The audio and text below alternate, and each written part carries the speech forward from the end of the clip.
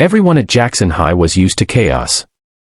The students were wild, the hallways were loud, and substitutes rarely lasted more than a day.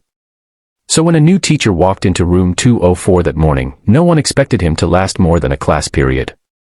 What they didn't know was that Mr. Raymond was not just another teacher. He had a story, a past, and a strength that would soon bring the entire class to its knees.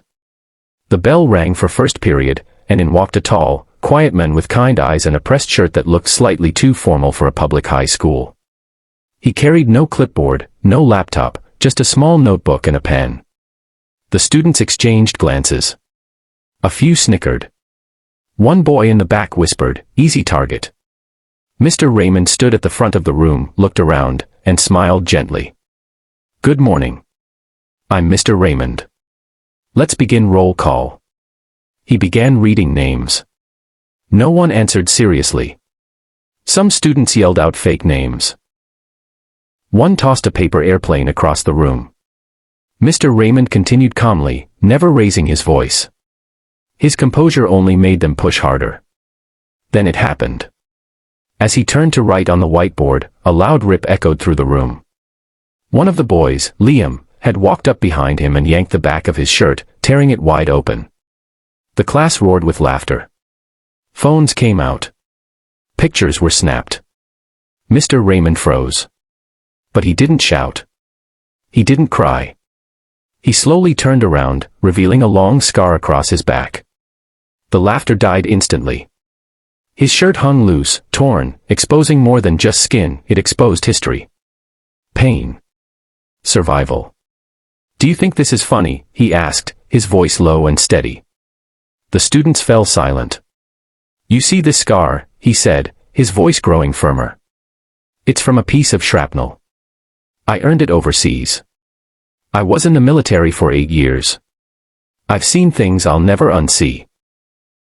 And yet, nothing prepares you for the cruelty of young people when they think they're powerful in a place where no one holds them accountable." The class was stunned. No one moved. "I didn't come here because I needed a job. I came here because I wanted to give students a second chance. The same kind of chance I needed when I was your age. I was angry too. I was reckless. But someone believed in me." He looked directly at Liam, who suddenly couldn't meet his eyes. "I know this school has a reputation. I know most teachers come and go. But I'm not going anywhere. And I'm not here to punish you. I'm here to teach you what no one else bothered to." No one spoke. The energy in the room had shifted entirely. Laughter had turned to shame.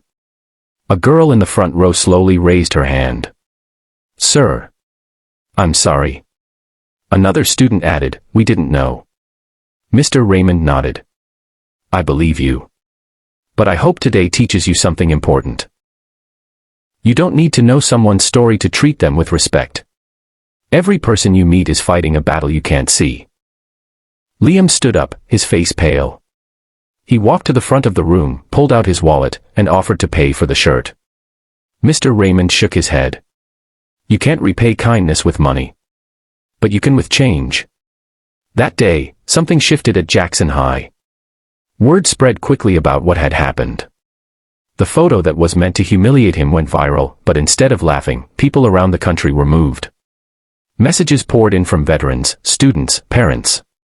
The school board took notice. A town meeting was held to discuss the need for empathy training in schools. Mr. Raymond stayed. Not just for a semester, but for years. He became one of the most respected teachers the school ever had. He wasn't just a teacher, he was a mentor, a role model, and, for many, the first adult who truly saw them. The students who once mocked him grew to admire him. And for those who crossed a line that day, it became a lesson they would carry forever. Because sometimes, the strongest people walk into the room quietly, with scars hidden beneath their shirts. And sometimes, it takes one ripped shirt to tear open the truth.